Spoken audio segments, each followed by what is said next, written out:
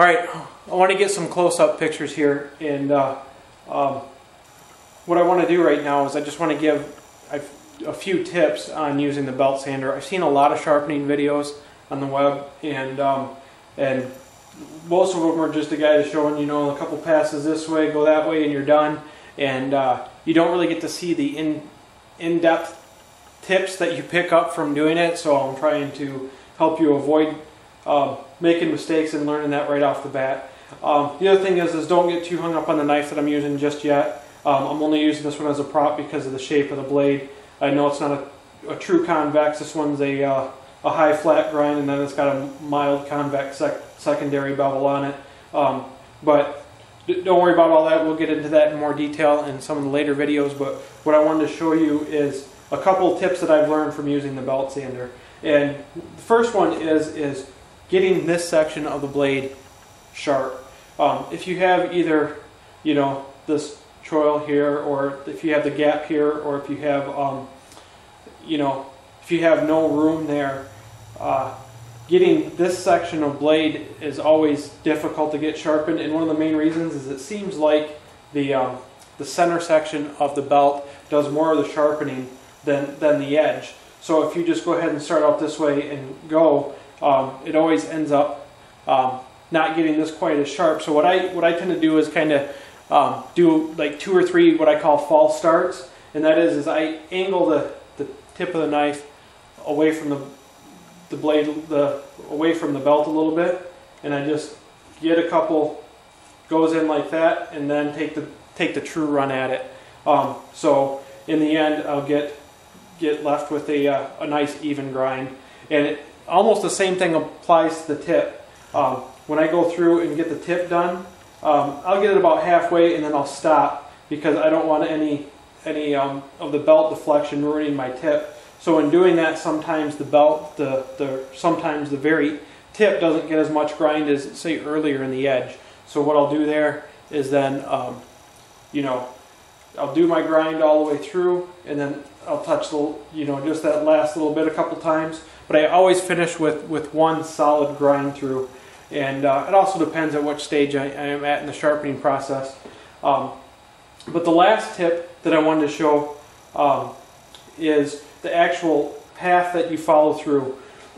Once you figure out, you know, what angle you're going to hold the knife to the blade, this is more based on experience more than anything else. I mean, I used to get a protractor in here and try to approximate the angle, but after a while you realize, you know what's a shallow grind and what's a not so shallow grind. So you'll get the hang of it. But one thing I wanted to show is the actual motion.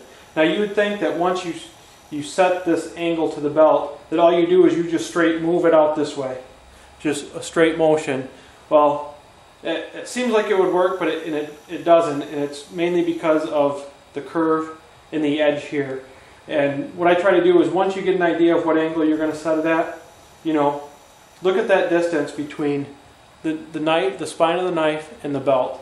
And your main goal is to keep that distance consistent. So however you move that knife in order to make that happen, that's what you got to do.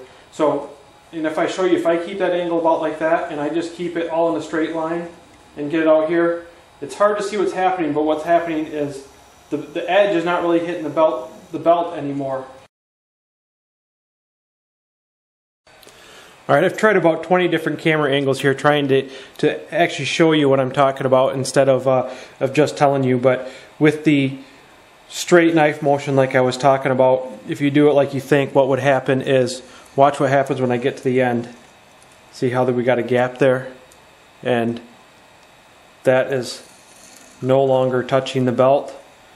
And you're going to get real close, and that's going to get kind of dangerous.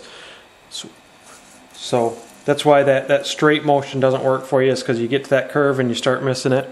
And that's why, if you look at close, this motion here that I'm doing is what gives you the right contact all the way through the motion.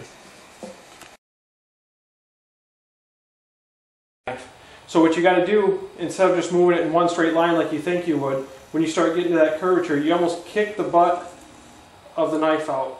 So that's the motion that you want, just like that. instead of what you think it would be like this. And as long as you keep that angle consistent, there you go. That's it. And you'll notice, see, even on this knife, I'm going to be sharpening this one later in a more advanced video, but this is the edge straight from the manufacturer, and you'll see it's a little bit wider here, and then it gets a nice little thin spot right there. So many people that you see using a belt sander, even ones that obviously do it for a living, don't get a consistent grind, and I'm, a bit too picky for that, because if you got a wider bevel down here and a shallower one down there where your tip's not as sharp, and that's where you end up using the knife most. And I'm just too picky. I want my bevel on the knife even all the way through. So those are kind of my tips on using the belt sander. The only other one is, I know you can't see the top pulley in this video, but what I do is I pretty much stick to the center between the two pulleys. They'll give you the most room, and also the most belt deflection to give you that round convex edge.